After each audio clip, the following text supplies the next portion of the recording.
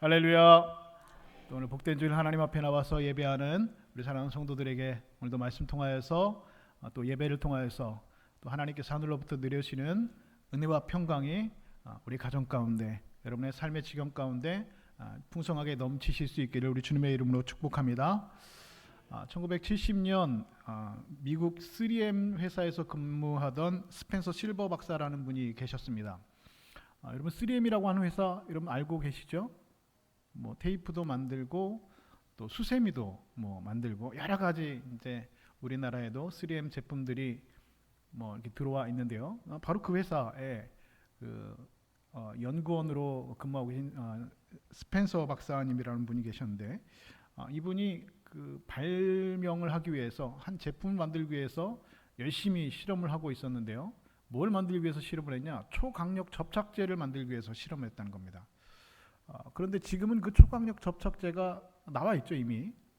순간 접착제 여러분 있지 않습니까? 뭐 붙이면 딱 붙이면 금방 붙는 순간 초강력 접착제. 근데 당시에는 그게 이제 발명되기 전이었는데요. 이 강력 접착제, 초강력 접착제를 만들기 위해서 이분이 열심히 연구를 하고 여러 가지 화학물질들을 섞어보면서 실험을 반복하고 있었습니다. 그런데 어느 날 치명적인 실수를 하나 하고 말았습니다. 그것은 무엇이었냐면 이 접착제를 만들어서 딱 실험을 한번 해보니까 이 접착제가 초강력 접착제를 만들었으면 딱 붙였으면 떨어지지 말아야 되는데 이 접착제는 붙였다가 떼보니까 그냥 떨어지고 또 붙였다가 떼보면 또 그냥 떨어지고 아주 엉성한 어설픈 접착제가 만들어졌다는 것이죠. 이게 참 뭐 실수를 한 거죠. 어떻게 하다 보니까 제품이 잘못 나온 겁니다. 그래서 동료들이 그 접착제를 보고 이렇게 말했다는 겁니다. 이건 완전 실패야. 아무짝에도 쓸모 없겠는걸? 이렇게 말했다는 것이죠. 그래서 이 스펜서 실버 박사는 당황했지만 연구 성과를 포기하지 않고 뭐 이 제품도 나중에 언니가 쓸 기회가 있겠지 하면서 창고에다가 넣어두게 되었습니다. 그로부터 한 몇 년이 흘렀는데 또 같은 회사에서 근무하던 아트 프라이라고 하는 분이 계셨는데 이분이 교회를 다닌 분이었는데 교회에서 예배를 드리다가 보니까 찬송가 책에 이제 불을 찬송을 이제 그 책갈피를 이렇게 꼽아놨는데 이 책갈피가 자꾸 떨어지기도 하고 잊어버리게 됐다는 것이죠. 그래서 찬송가에 끼워놓을 만한 좀 적당한 그런 책갈피가 없을까 했다가 생각난 게 그때 그 접착제가 생각이 났다는 겁니다.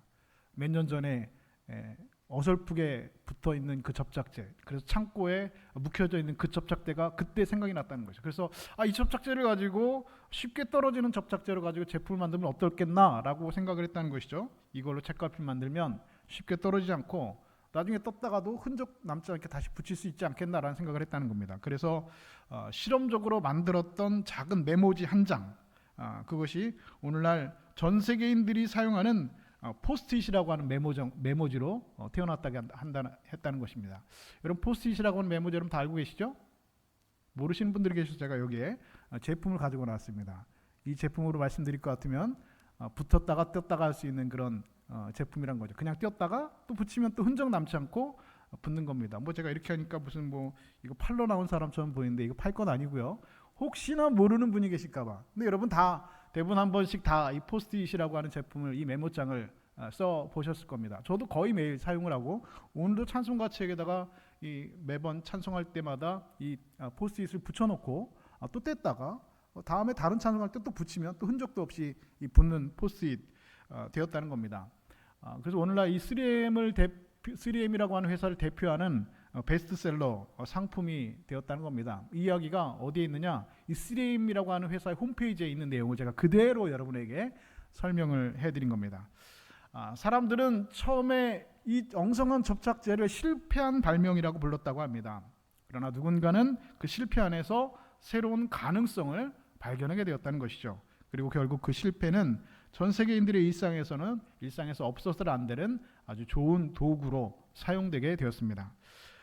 여러분 오늘 우리 인생도 그렇지 않습니까? 우리 인생도 실패처럼 보이는 순간, 쓸모없다 여겨지는 그런 시간들, 그리고 주목하지 않았던 그런 과정들.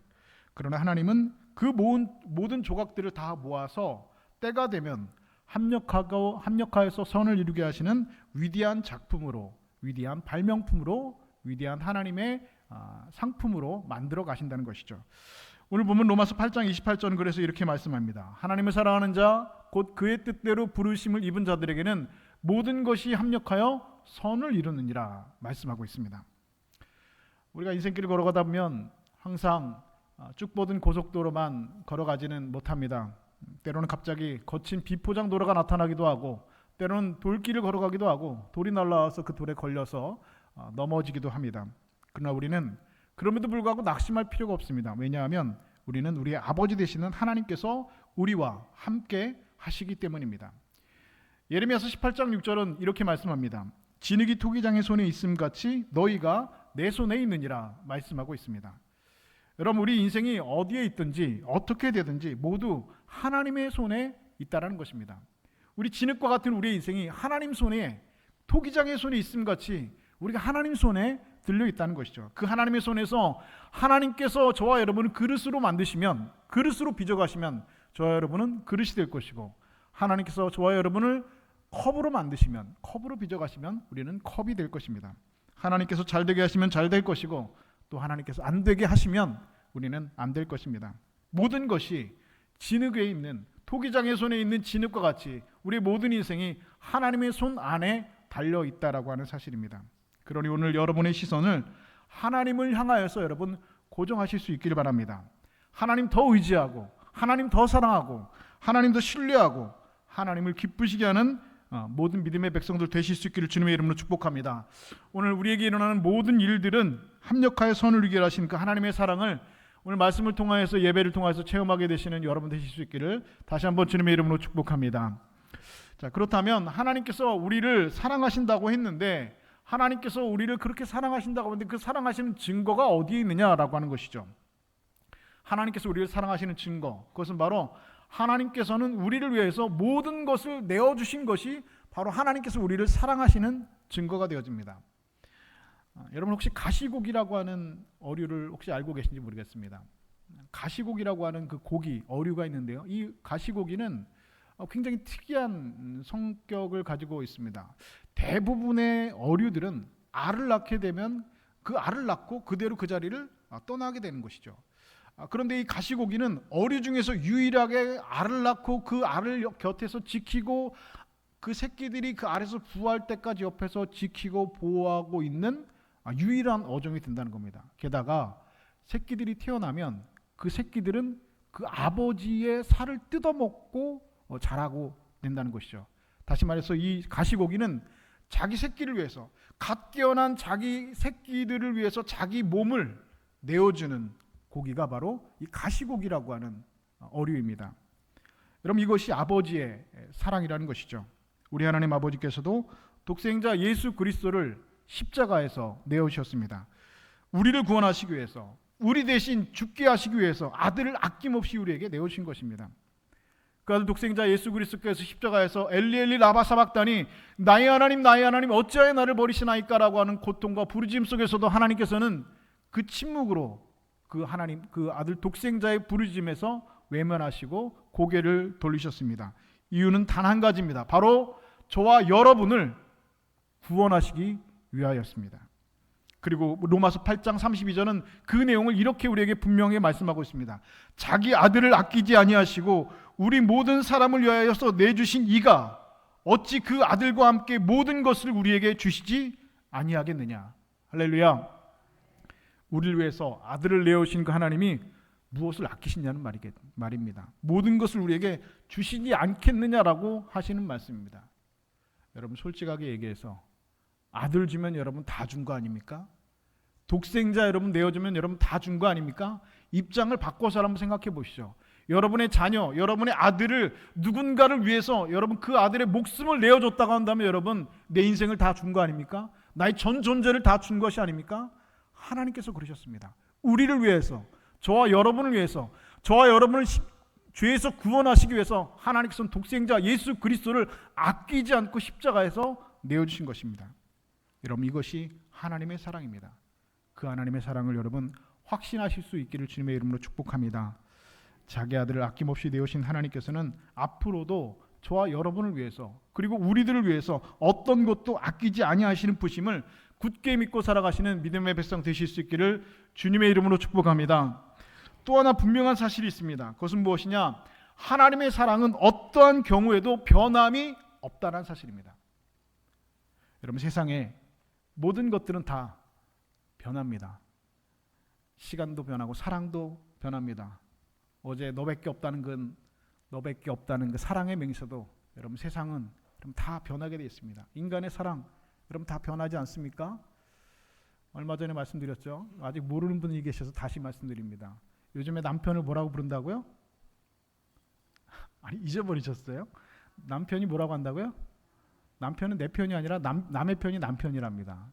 그 남편이 옛날에 어땠습니까? 너 아니면 죽는다, 너뿐이 없다, 너만 사랑한다 했던 그 남편이었습니다. 그런데 시간이 지나면서 내 편이 아니라 남의 편이 되었습니다. 여러분, 세상의 모든 것들은 시간이 지나면 그렇게 변하게 되는 것입니다. 그러나 하나님의 사랑은 여러분 변하지 않는다는 것이죠. 우리의 속담에 그런 말이 있습니다. 자식 이기는 부모는 없다라고 합니다. 여기 계신 분들 다 자녀분들이 있으실 텐데 여러분들은 어떠신지 모르겠습니다. 자녀분들한테 여러분 이기시나요? 이기시는 분 계십니까? 다 지시죠. 여러분, 자식한테 이기는 부모가 없다고 하는데 여러분들도 자식한테 아마 지시고 사실 텐데 여러분 왜 지십니까? 자식한테 여러분 왜 지시고, 이 세상의 모든 부모들이 왜 자식한테 여러분 지고 살겠습니까? 정확하게 말하면 여러분 자식한테 지는 겁니까? 져주는 겁니까? 져주는 게 여러분 정확하죠. 왜 자식한테 우리가 져줍니까? 그것은 바로 우리가 먼저 사랑했기 때문입니다. 부모가 먼저 자식을 사랑했기 때문입니다. 이 세상에 자식이 먼저 부모를 사랑하는 경우는 없습니다. 부모가 그 핏덩이 같은 그 자녀를 낳아놓고 그 자녀를 먼저 사랑했습니다. 먼저 사랑했기 때문에 여러분 부모가 지는 게 아니라 져주면서 사랑하는 겁니다. 이 세상의 모든 부모는 그 자녀를 먼저 사랑했기 때문에 그 자녀에게 져주고 삽니다. 그게 여러분 사랑이라는 것이죠. 요한일서 4장 10절은 이렇게 말씀합니다. 사랑은 여기 있으니 우리가 먼저 하나님을 사랑한 것이 아니요 하나님이 우리를 사랑하사 우리 죄를 속하기 위하여 화목제물로 그 아들을 보내셨습니다. 우리가 먼저 하나님을 사랑하지 않았답니다. 누가 먼저 우리를 사랑했다고요? 하나님께서 우리를 먼저 사랑하셨다는 겁니다. 하나님께서 먼저 우리를 사랑하셨기 때문에 항상 우리에게 져주십니다. 말도 안 되는 기도 하나님께서 우리가 할 때에도 하나님께서 그 기도를 묵묵히 들으십니다. 그래, 알았다. 땡깡하는 그런 기도를 할 때에도 하나님께서는 그 기도를 져주시는 듯 우리에게 들으십니다. 하나님 주시옵소서라고, 하나님 이것을 주시옵소서라고 기도하는데 무슨 맡겨놓은 것 찾아가는 사람처럼, 채무자처럼, 채권자처럼 하나님 앞에 내놓으라고 하는 기도를 할 때도 하나님께서는 그래, 알겠다 하면서 우리에게 져주십니다. 이유가 무엇입니까? 하나님께서 우리를 먼저 사랑하셨기 때문입니다. 우리를 더 사랑하셨기 때문입니다. 요한사도는 그 사랑을 깨달아서 그의 서신서에 이렇게 말하고 있죠. 우리가 먼저 하나님 사랑한 것이 아니라 하나님이 먼저 우리를 사랑하셔서 독생자 예수 그리스도를 우리에게 주셨다 말씀하고 있습니다. 여러분, 사람도 변하고 세상도 변하고 모든 것들은 다 퇴색되고 변하게 되어 있습니다. 그러나 오늘 우리를 향한 하나님의 사랑은 여러분 변함이 없습니다. 이유가 무엇입니까? 먼저 사랑하셨기 때문입니다. 먼저 하나님께서 우리를 사랑하셨기 때문에 먼저 준 사랑은 여러분 어떤 경우에도 여러분 변함이 없다라고 하는 사실입니다. 그런데 그 하나님의 그 엄청난 사랑, 그 하나님의 놀라운 사랑을 받았던 이스라엘 백성들은 하나님을 떠나서 우상을 섬겼습니다. 그 결과 바벨론의 공격을 받아서 이스라엘 백성들 포로로 끌려가게 되었고, 그리고 그 나라는 패망하였고 왕은 끌려갔고 눈을 뽑히고 그 나라 자체가 몰락하게 되었습니다. 예루살렘 성은 불타고 모든 백성들은 바벨론으로 포로로 끌려가고 있습니다. 그런데 하나님께서는 그렇게 패망하고 성이 무너져 내리고 성전이 무너져 내리고 포로로 끌려가고 있는 이스라엘 백성들을 바라보면서 예레미야 선지자의 입을 통하여서 하나님께서는 이렇게 말씀하십니다. 그를 위하여 내 창자가 들끓으니 내가 반드시 그를 불쌍히 여기리라. 포로로 끌려가는 이스라엘 백성들을 향하여서 하나님께서는 내가 그를 반드시 불쌍히 여기리라. 내 창자가 들끓는 듯하다고 예레미야 입을 통하여서 말씀합니다. 호세아 11장 8절에서는 이렇게 말씀하고 있습니다. 내 마음이 내 속에서 돌이켜 나의 긍휼이 온전히 불붙는 듯하도다 말씀하고 있습니다. 하나님을 떠난 이스라엘, 하나님을 떠나서 우상을 섬기면서 간음했던 이스라엘, 남편을 떠나서 간음했던 그 고멜과 같이 하나님을 떠나서 간음하였던 이스라엘 백성들을 향해서 하나님은 말씀하고 있습니다. 너를 위하여서 내 창자가 들끓는 듯하다. 내가 나의 긍휼이 불붙는 듯하다. 가늠한 너 이스라엘아 내게로 돌아오라. 너희가 돌아오거든 내게로 돌아오라. 하나님께서 말씀하고 있습니다. 여러분 소선지서 다 읽어보십시오. 여러분 메시지는 하나가 아니겠습니까? 그 수많은 선지자들이 여러분 예수님께서 오시기 전 400년 전에 일어나서 했던 단 한 가지의 메시지는 여러분 무엇입니까? 너희는 내게로 돌아오란 말입니다. 너희가 돌아오려거든 내게로 돌아오라는 겁니다.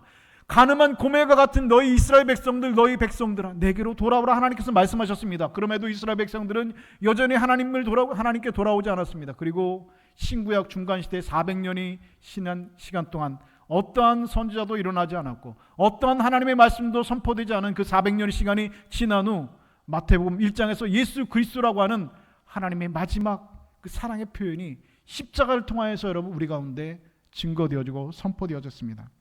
여러분 이것이 하나님의 사랑입니다. 우리가 하나님의 곁을 떠난다고 해도 하나님은 저와 여러분의 곁을 떠난 적이 없습니다. 여러분 하나님이 나와 함께 하시지 않는다고, 하나님이 내 곁을 떠나 계신 것 같다고 느껴지실 때가 여러분 분명히 있으실 겁니다. 저 역시도 그렇게 느껴졌던 때가 있습니다. 그러나 여러분 하나님은 우리의 감정과 우리의 느낌과는 여러분 전혀 다르게 여러분 역사하시는 분입니다. 우리는 하나님을 떠난 적이 있어도 하나님은 여러분을 떠난 적이 없습니다. 우리가 하나님을 손을 놓고 산다고 해도 하나님은 여러분의 손을 놓으신 적이 없습니다. 여러분이 하나님을 떠나 죄악 가운데 산다고 할지라도 하나님 여러분을 한순간도 잊지 않으셨습니다.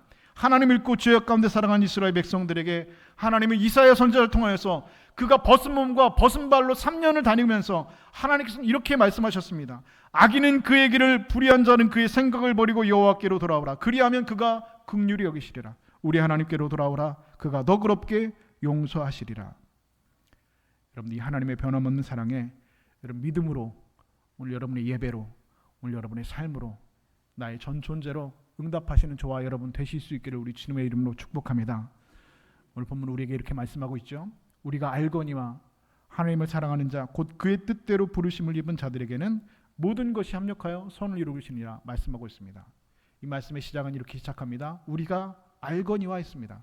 우리가 안다는 겁니다. 여러분 우리는 알고 있습니다. 무엇을 알고 있습니까? 하나님께서 우리를 사랑하신다는 것을 알고 있습니다. 우리가 알거니와 하나님을 사랑하는 자, 우리는 하나님께서 우리를 사랑하는 것 여러분 다 알고 계시죠? 그렇다면 하나님께서 우리를 사랑하신 것을 아신다면 우리에게 일어나는 모든 일, 오늘 저와 여러분의 삶에서 일어나는 모든 일들에게는 하나님께서 우리를 사랑하시기 때문에 일어나는 일들이라는 사실도 여러분 아셔야 됩니다.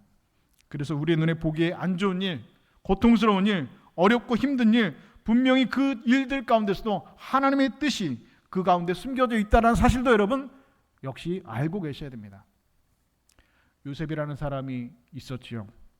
부잣집 막내 아들로 태어나서 아버지가 지어준 채색 옷, 그 색동저고리 팔랑팔랑 입고 다니면서 아버지의 야곱의 사랑을 독차지하며 살았습니다.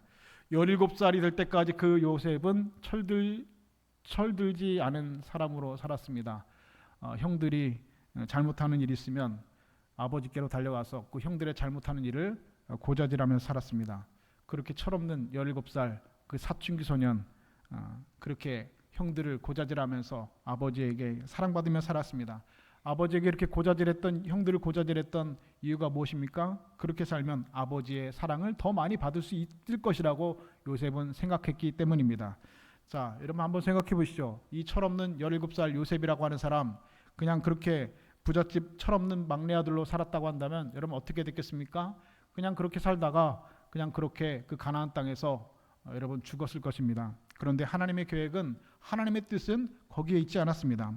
요셉은 형들의 손에 의해서 애굽의 종으로 팔려가게 되었습니다. 그리고 13년의 세월을 종으로 살았고 억울한 누명까지 쓰고 감옥에 갇히게 되었습니다. 요셉은 이해할 수 없었습니다. 하나님께서 나에게 왜 이런 일을 행하시는지, 왜 나를 이렇게 내버려 두시는지 요셉은 하나님이 이해가 되지 않았습니다. 하나님이 나를 정말로 사랑하신다면 형들이 나를 애굽의 종으로 팔 때 왜 하나님은 침묵하고 아무런 일도 행하지 않으셨는지, 하나님이 나를 정말로 사랑한다면 내가 누명을 뒤집어 쓰고 감옥에 갇힐 때 왜 하나님은 아무것도 하지 않고 가만히 계셨는지, 하나님께서 나를 정말로 사랑하신다면 내가 감옥에 갇혀 있다고 해도 빨리 빼주지 않고 왜 그 긴 세월 동안 감옥에 나를 그렇게 내버려 두시는지 도무지 하나님을 이해할 수가 없었습니다. 성경을 보면 요셉이 보디발 장군 집에서 종노릇도 잘했고, 그리고 감옥에 갇혔어도 죄수 노릇 잘했다고 기록을 하고 있는데, 여러분 요셉이 정말로 여러분 감옥에서 생활하는 게 그렇게 좋았고 종노릇하는 게 그렇게 좋아서 여러분 그랬을까요? 여러분 그렇지 않을 것입니다. 밤마다 요셉은 벽에 머리를 찌면서 이렇게 기도했을 겁니다. 하나님, 엄마가 보고 싶습니다. 하나님, 집에 가고 싶습니다. 하나님, 제가 왜 여기에 있어야 됩니까? 하나님, 감옥에서 나를 빨리 꺼내주십시오. 하나님, 집에 가서 엄마에게 돌아가고 싶습니다. 하나님, 나를 꺼내주십시오. 하나님, 나를 살려주십시오 라고 밤마다 벽에 머리를 찍으면서 여러분 요셉이 기도했을 것입니다. 그런데 그 이유를 알 수 없어서 어린 소녀는 그 수많은 밤을 울면서 하나님 앞에 기도했습니다. 그러나 그때는 알지 못했습니다. 그러나 지금은 압니다. 그것은 바로 모든 것이 합력하여 선을 이루게 하신 하나님의 계획이었다는 것을 요셉은 지금 안다는 것입니다. 나중에 요셉이 애굽의 총리가 되었을 때 요셉은 형들에게 이렇게 말합니다. 당신들이 나를 이곳에 팔았다고 해서 근심하지 마옵소서. 한탄하지 마소서. 하나님이 생명을 구원하게 하시려고 나를 당신들보다 먼저 보내셨나이다. 그리고 창세기 45장 5절에서 요셉은 또 이렇게 고백합니다. 하나님이 큰 구원으로 당신들의 생명을 보존하고 당신들의 후손을 세상에 두시려고 나를 당신들보다 먼저 보내셨나니, 그런즉 나를 이리로 보내는 것은 당신들이 아니요 하나님이시라 라고 고백하고 있습니다. 무슨 말입니까? 형들이 요셉을 종으로 팔아버렸는데 요셉은 나중에 그 사건을 자신의 믿음으로 해석해내는 겁니다. 어떻게 해석하는 겁니까? 나를 이곳에 보낸 것은 형들이 아니라 누구라는 겁니까? 하나님이라는 겁니다. 여러분, 믿음은요 해석하는 겁니다. 무엇을 해석하는 겁니까? 내 인생에 일어나는 일들을 그 일들의 중심에서 바라보는 것이 아니라 거기에서 멀찍이 떨어져서 내 인생을 조망하면서 내 문제를, 내 상황을 해석하는 겁니다. 무엇으로 해석하는 겁니까? 믿음으로 해석하는 겁니다. 여러분, 그게 믿음의 능력입니다. 그럼 믿음으로 우리의 삶을 해석할 수 있어야 되는 겁니다. 요셉은 그 믿음으로 자신의 인생을 해석해냈습니다. 나를 이 이집트에 보낸 것, 이 애굽에 보낸 것은 당신들이 아니라 하나님이라는 겁니다. 여러분, 누가 여러분 종으로 팔았습니까? 형들이 팔아먹었죠. 형들이 팔아먹을 때 하나님 가만히 있었죠. 형들에 의해서 억울하게 종살이 할 때 하나님 가만히 계셨죠. 침묵하셨죠. 누명 뒤집어 쓰고 감옥에 갇힐 때도 하나님은 침묵하고 계셨습니다. 그런데 요새 무엇이라고 고백합니까? 나를 이곳에 보낸 것은 당신들이 아니라 하나님이시라고 자신의 삶을 해석하는 겁니다. 요셉이 감옥에 있을 때 요셉과 함께 있었던 사람들이 있었다고 성경은 기록합니다. 그 사람들은 술 맡은 관원장, 떡 맡은 관원장이었다라고 기록을 하고 있습니다. 그런데 여러분, 그거 알고 계십니까? 요셉이 갇혔던 감옥이 어디였냐면 바로 시위대장 보디발 장군의 집에 있는 왕의 제수를 가두는 감옥입니다. 다시 말해서 그 감옥은 왕에게 죄를 지은 사람들이 가는, 다시 말해서 왕궁에서 일어난 왕에게 죄를 지은 사람, 정치범들이 가는 그 감옥이 바로 그 보디발 장군의 집에 있는 그 감옥입니다. 그런데 요셉이 그 감옥에 갇혔다는 겁니다. 그리고 요셉의 죄명을 오늘날로 말로 하면 여러분 뭐라고 하면 적당할까요? 요셉이 왜 감옥에 갇혔죠?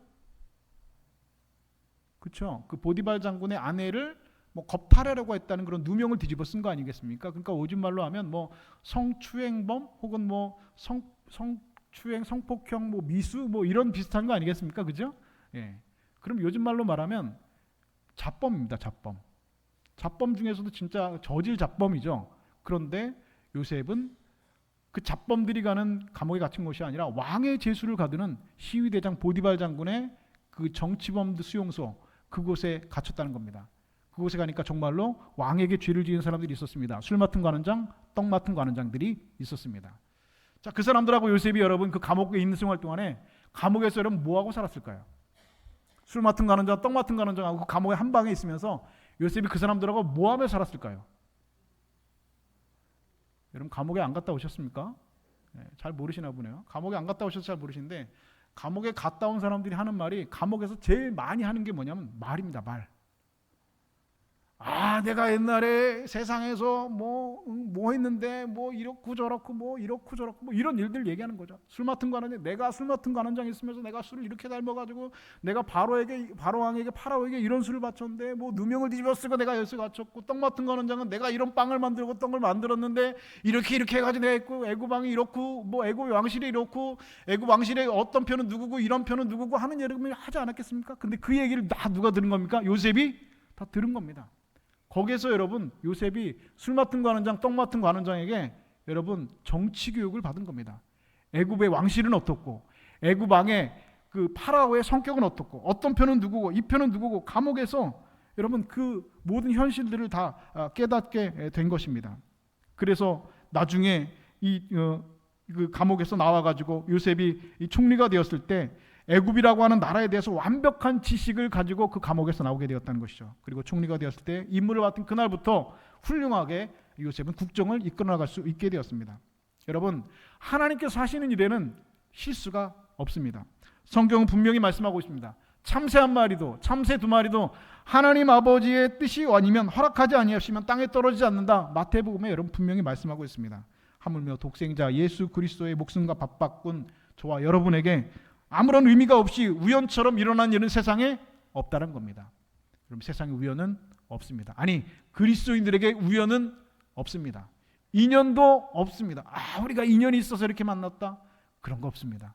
인연이란 말은 불교용어입니다. 우연도 없습니다.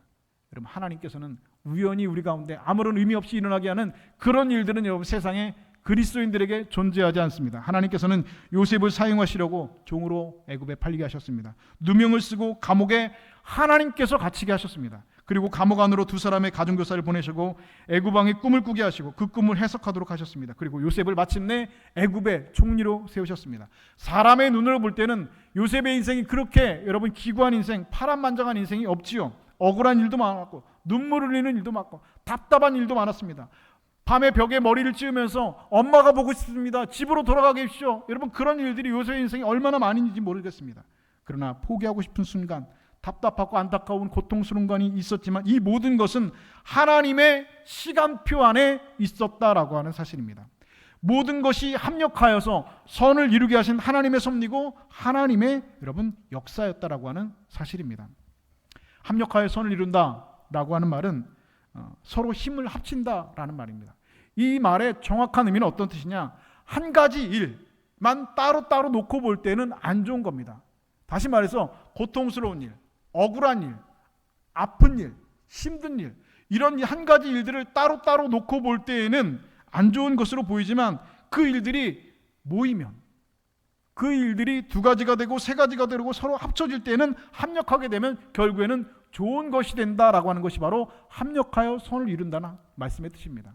여러분, 하나님께서는 우리의 인생을 그렇게 이끌어 가십니다. 요셉의 인생을 그렇게 읽어 가신 것처럼 고통스럽고 억울하고 안타깝고 아픈 그 일들이 따로따로 떨어져 있을 때는 힘들고 어려운 일이었지만 그것이 이후에 합력하게 될 때는 반드시 선을 이루는 하나님의 시간표 안에 있다라는 사실을 오늘 여러분, 이 말씀은 합력하여 선을 이룬다라는 말씀으로 우리에게 선언하고 있는 것입니다.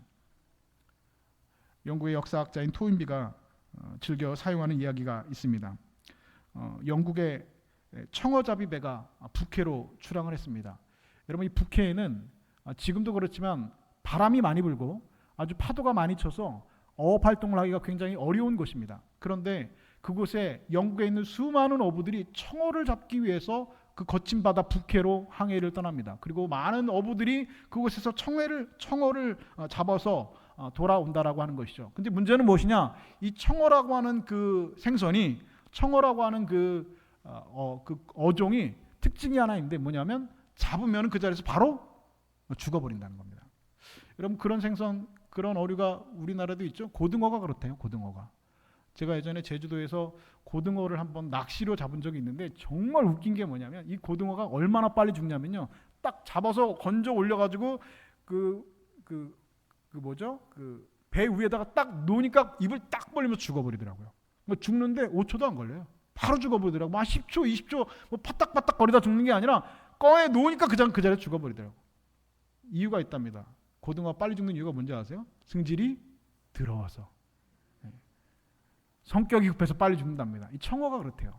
이 잡으면은 바로 얼마 안 돼서 죽어버린답니다. 그래서 그 영국 사람들은 이 청어를 먹을 때 어떻게 먹냐면 그 바로 죽어버리기 때문에 그 자리에서 냉동을 해가지고 가지고 오면은 그 냉동된 청어를 먹어봤지, 단 한 번도 영국 사람들은 살아있는 청어를 먹어본 적이 없다는 겁니다. 그런데 유독 한 어부만이 청어를 냉동시켜서 가져오는 것이 아니라 이 런던왕이 가져올 때 살아있는 청어를 가져온다는 겁니다. 그래서 다른 어부들이 물어봤죠. 아니, 당신은 어떻게 이 청어를 이렇게 죽지 않고 냉동시키지 않고 살아있는 청어를 가지고 올 수 있습니까? 우리는 다 보면 수조 안에 넣으면 이 성격이 급해가지고 이 청어가 다 죽어버리는데 어떻게 그 청어를 살아있는 청어를 가지고 옵니까? 라고 물어봤습니다. 그랬더니 그 어부가 대답을 해줄까요, 안 해줄까요? 안 해주죠. 아니, 왜 해줘요 그거? 살아있는 청어면 여러분 값이 여러분 부르는 게 값인데 몇 배의 값을 받을 수 있는데 그거 여러분 다른 사람들한테 알려주겠습니까? 안 알려주죠. 아이 뭐 그냥 어떻게 했어요? 다른 어부들이 막 알려달라고, 방법이 뭐냐, 제발 알려달라고. 우리는 청어 잡아가지고 다 죽어가지고 냉동시켜가지고 오는데 어떻게 이렇게 청어를 살려갖고 오냐고, 한 번만 알려달라고. 그러니까 이 사람이 한참 지나고 있다가 이렇게 입을 열어서 얘기합니다. 별거 아닙니다. 청어를 잡으러 갈 때 잡아놓고서 수조에다 넣을 때 그 수조에다가 청어를 넣은 수조에다가 바다메기 몇 마리를 넣어두면 됩니다. 이렇게 얘기하는 겁니다. 아니, 바다메기를 넣어주다니요? 아니, 아깝게 잡은 청어를 그 잡아먹으면 어떻게? 그러니까 바다메기가 청어를 잡아먹는다는 거죠. 근데 그 메기를 수조 안에다 넣어두면 어떻게 하냐는 겁니다. 그 잡아먹으면 안 되는데 아깝게 잡은 청어를 왜 메기밥을 만드냐라고 했더니 그 어부가 이렇게 말합니다. 씩 웃으면서 그거 메기가 잡아먹는 청어는 몇 마리 안 됩니다. 그런 동안에 그 메기가 도망다니다가 99%의 청어가 안 죽고 싱싱하게 살아있거든요 라고 대답했던 겁니다. 여러분, 지금 애굽의 노예로 팔린 것 같은 여러분 고통을 여러분 만나셨습니까?